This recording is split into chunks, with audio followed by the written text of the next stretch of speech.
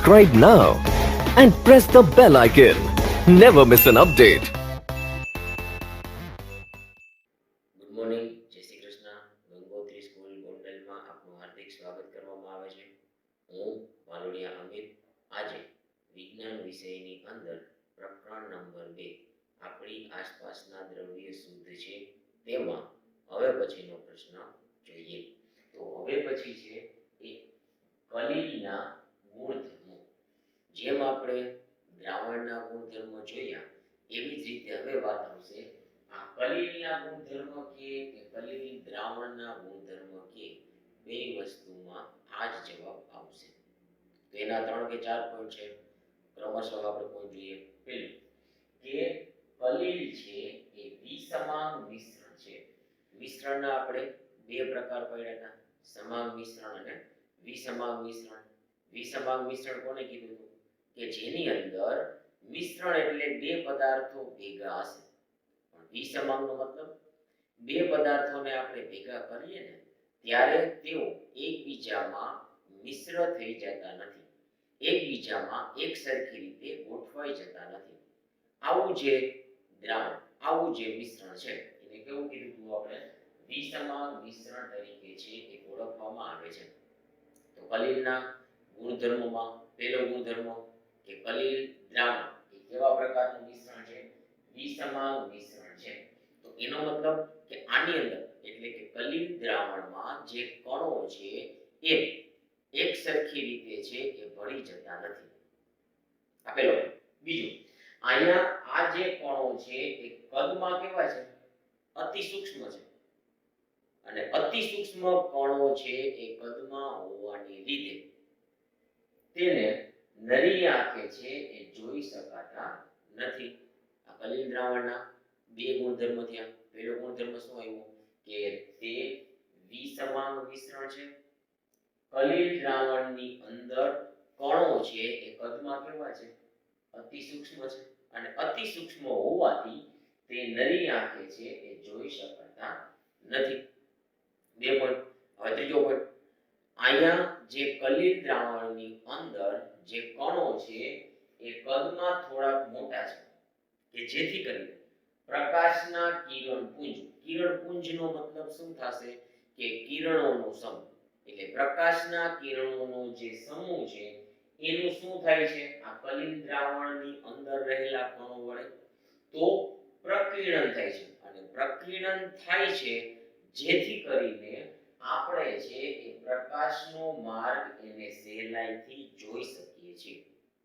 કલીલ દ્રાવણ એની અંદર જે કણો છે એ એક સરખી રીતે ભળતા નથી, તે કદમાં એટલા મોટા છે કે જે પ્રકાશના કિરણપુંજ એટલે કે પ્રકાશને જ્યારે આપણે આપાત કરીએ તો કિરણોનો જે સમૂહ છે એને કિરણપુંજ કહેવાય. એ કિરણપુંજનું શું કરે છે? તો કે પ્રકીર્ણન કરે છે. અને પ્રકીર્ણન કરે છે જેથી કરીને પ્રકાશનો માર્ગ છે એને શું કરી શકાય છે? સહેલાઈથી જોઈ શકાય છે. 3 પોઈન્ટ થયા. પહેલો પોઈન્ટ તે વિસમાંગ મિશ્રણ છે. બીજો પોઈન્ટ કદમાં અતિ સૂક્ષ્મ છે, નરી આંખે જોઈ શકાતા નથી.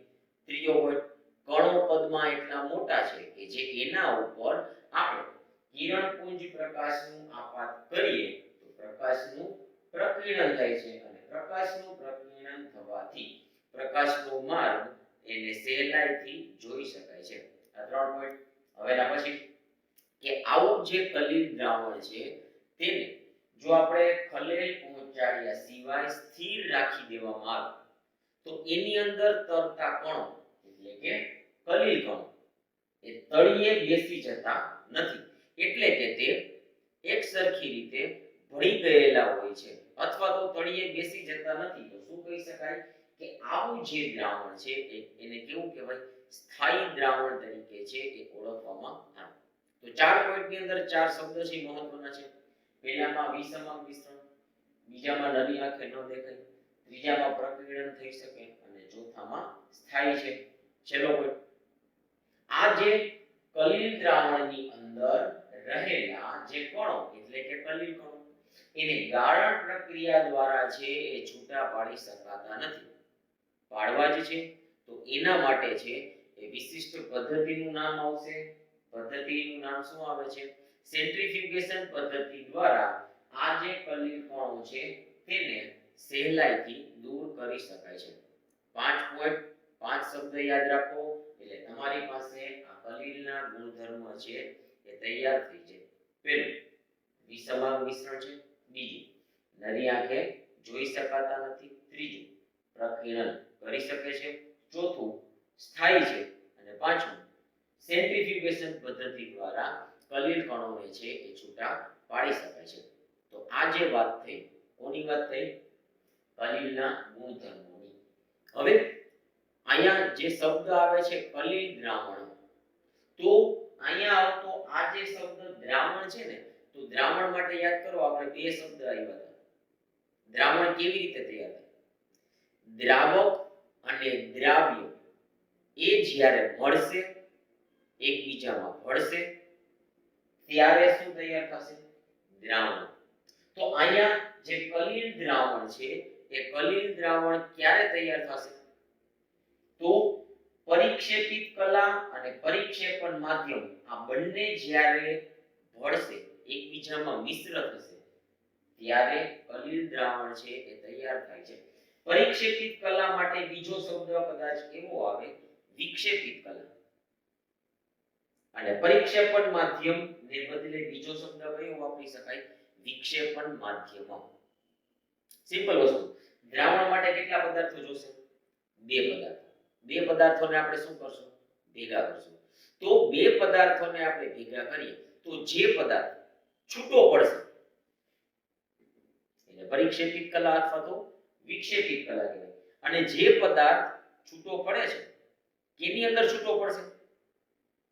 જેની અંદર છૂટો પડે છે એને શું કહેવાય? પરિક્ષેપણ માધ્યમ અથવા તો વિક્ષેપણ માધ્યમ કહે છે.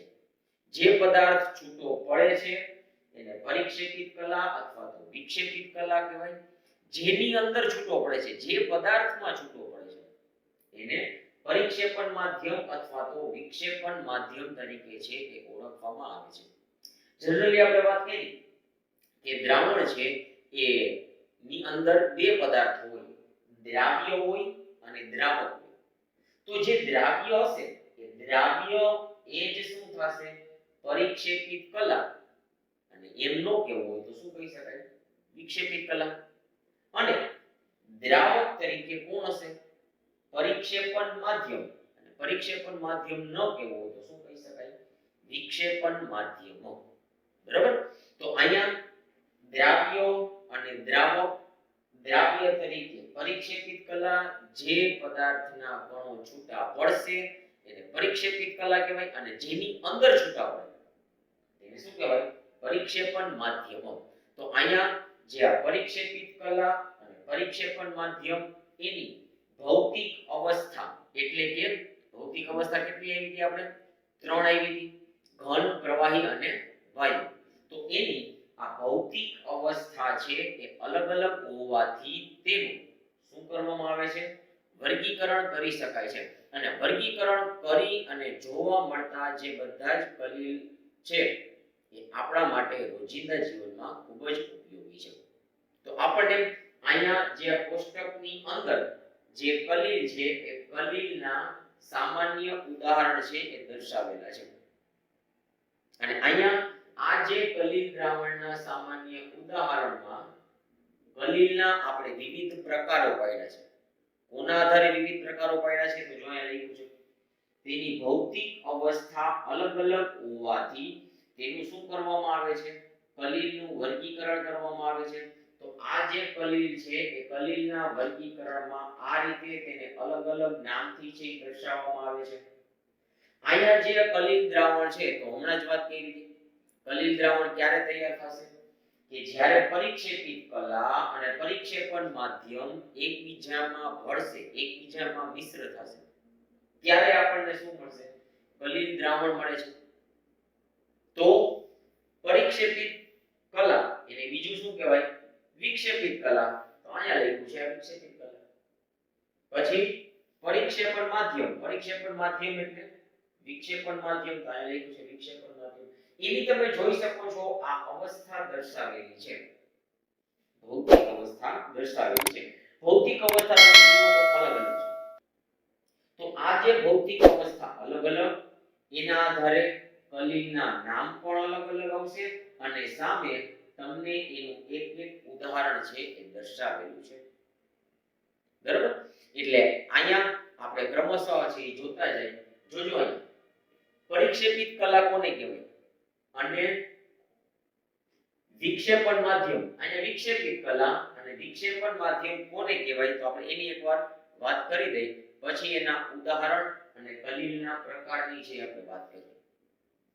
પહેલા વિક્ષેપિત કલા, જે પદાર્થ છૂટા પડશે, જે પદાર્થના કણો છૂટા પડે છે એ પદાર્થને શું કહેવાય? વિક્ષેપિત કલા. જેની અંદર છૂટા પડશે એને શું કહેવાય? વિક્ષેપણ માધ્યમ. જે પદાર્થના કણો છૂટા પડશે વિક્ષેપિત કલા, જેની અંદર છૂટા પડશે એને શું કહેવાય? વિક્ષેપણ માધ્યમ. તો એ જે આપણે પદાર્થની વાત કરી છે ને એની અહીંયા શું દર્શાવશે? ઘન, પ્રવાહી અને વાયુ. તો તેની શું દર્શાવે છે?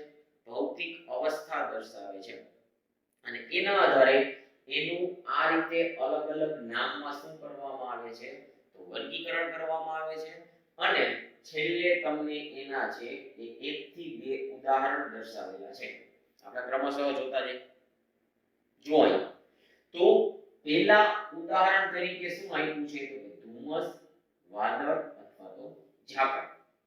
બરાબર? તો અહીંયા આપણે છે એ આ ઝાકળની વાત કરીએ. ઝાકળ છે એ કઈ જગ્યાએ આપણને જોવા મળે તો કે વાતાવરણની અંદર. અને વાતાવરણની અંદર જે હવા હોય એ કઈ અવસ્થામાં હોય? વાયુ અવસ્થામાં હોય. તો અહીંયા વિક્ષેપણ માધ્યમ છે એ કઈ અવસ્થામાં દર્શાવે છે? વાયુ અવસ્થામાં દર્શાવે છે. ઝાકળની અંદર નાના નાના સૂક્ષ્મ પાણીના ટીપાઓ હોય. તો આ જે સૂક્ષ્મ પાણીના ટીપા એ શું થશે? વિક્ષેપિત કલા થશે. અને પાણી છે એ કઈ અવસ્થા દર્શાવે છે? પ્રવાહી અવસ્થા દર્શાવે છે. એટલા માટે અહીંયા શું આવ્યું? વિક્ષેપિત કલા તો પ્રવાહી, વિક્ષેપણ માધ્યમ, વાયુ. અહીંયા બે જગ્યાએ, આ જગ્યાએ પ્રવાહી છે, આ જગ્યાએ વાયુ છે. તો એને કહેવાશે કલીલ. પણ હજી કલીલનો જો આપણે પેટા પ્રકાર કહીએ તો એને શું કહેવાય? એરોસોલ તરીકે છે એ ઓળખવામાં આવે છે. આ પહેલી વાત. એવી રીતે બીજું ઉદાહરણ જોઈએ. પહેલા આપણે આ બેની વાત કરીશું કારણ કે આના જે કલીલના પેટા પ્રકાર છે ને એના નામ સરખા છે. તો બીજું ઉદાહરણ શું છે? ધુમાડો અથવા તો વાહનોમાંથી બહાર નીકળતો ધુમાડો. આ જે ધુમાડો છે એ તમે કારખાનામાંથી ધુમાડો પણ તમે વિચારી શકો અથવા તો કેરોસીનનો જ્યારે દીવો કરી એમાંથી નીકળતો જે ધુમાડો છે એને પણ આપણે છે એ વિચાર કરી શકીએ. આ જે ધુમાડો છે એ ક્યાં ફેલાશે તો કે વાતાવરણની અંદર.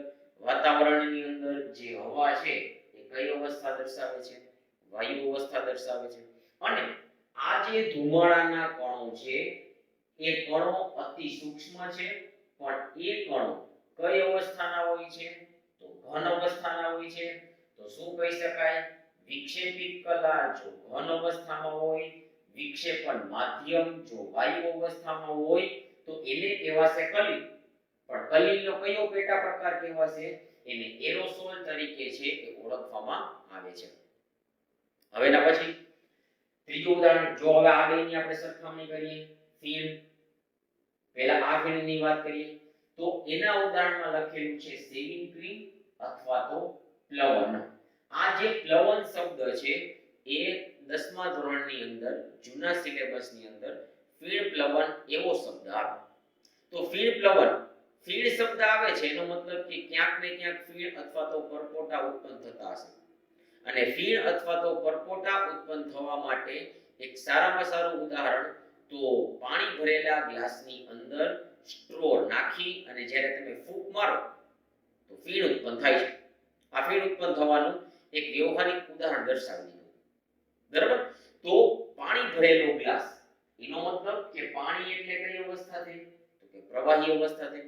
અને તમે જ્યારે ફૂંક મારો છો તો કયો વાયુ પસાર થતો હશે? Carbon dioxide. તો કાર્બન ડાયોક્સાઇડ કઈ અવસ્થા છે? વાયુ અવસ્થા છે. તો અહીંયા વિક્ષેપિત કલા વાયુ અવસ્થામાં હોય, વિક્ષેપણ માધ્યમ પ્રવાહી અવસ્થામાં હોય એને કહેવાશે કલીલ. પણ કલીલનો કયો પેટા પ્રકાર કહેવાશે? ફીણ તરીકે છે એને ઓળખવામાં આવે. અને એના તમને અહીંયા બે ઉદાહરણ દર્શાવેલા છે, સેવિંગ ક્રીમ અને લવણ. એવી રીતે ફીણ માટે બીજા ઉદાહરણ જોઈએ. આની ફીણ ઉદાહરણમાં આપેલું છે સામાન્ય જે આપણે ફીણ જોઈએ છીએ તે. પછી છે રબર, વાદળી. પહેલા ચેપ્ટરની અંદર આપણે આવી ગયું વાદળી એટલે કે સ્પંજ. હજી એક ઉદાહરણ છે પ્યુમાઇસ પથ્થર એટલે કે દરિયાઈ પથ્થર, દરિયામાંથી મળતો જે પથ્થર. તો આ જે વાદળી છે એ વાદળીની આપણે વાત કરીએ, વાદળી એટલે કે વ્યવહારમાં જોવા મળતું સ્પંજ. તો આ જે વાદળી છે કઈ અવસ્થાનો પદાર્થ છે? તો કે ઘન અવસ્થાનો પદાર્થ છે. પહેલા ચેપ્ટરની અંદર આપણે આવી ગયું કે આ જે વાદળી છે એ ઘન અવસ્થાનો પદાર્થ છે, છતાં પણ એને જો દબાણ આપવામાં આવે તો દબાવી શકાય છે. શું કામ? કારણ કે આ જે વાદળીના કણો વચ્ચે જગ્યા છે, અંદર હવા ગોઠવાયેલી છે. તો અંદર ગોઠવાયેલી જે હવા છે એ કઈ અવસ્થા દર્શાવે છે? વાયુ અવસ્થા દર્શાવે છે. તો શું કહી શકાય કે જ્યારે વિક્ષેપિત કલા વાયુ અવસ્થામાં હોય, વિક્ષેપણ માધ્યમ ઘન અવસ્થામાં હોય તો એને શું કહેવાશે? કલીલ. પણ કલીલનો કયો પેટા પ્રકાર કહેવાશે?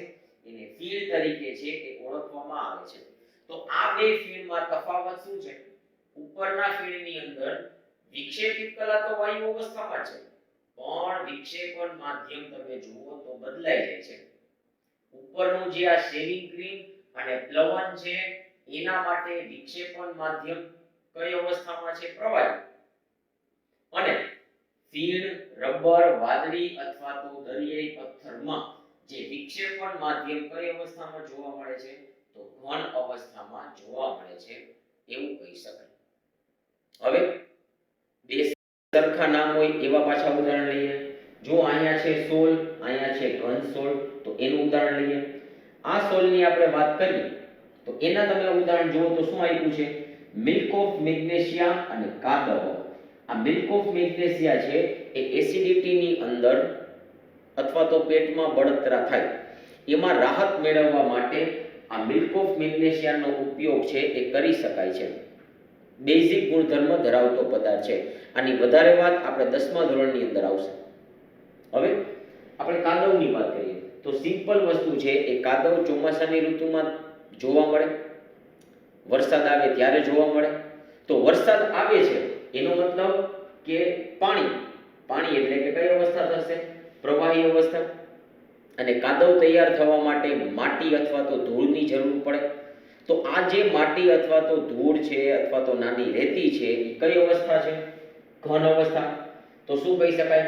વિક્ષેપિત કલા જો ઘન અવસ્થામાં હોય, વિક્ષેપણ માધ્યમ જો પ્રવાહી અવસ્થામાં હોય તો કલીલ કહેવાશે. પણ કલીલનો જો પેટા પ્રકાર જોતો હોય તો શું કહેવાશે? એને સોલ તરીકે છે એ ઓળખાવી શકાય છે.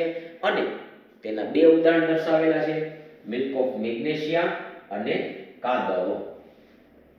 હવે ઘન સોલની વાત કરીએ, એના આપણે ઉદાહરણ જોઈએ તો ઉદાહરણમાં આપેલું છે રંગીન જેમસ્ટોન એટલે કે રત્ન પથ્થર.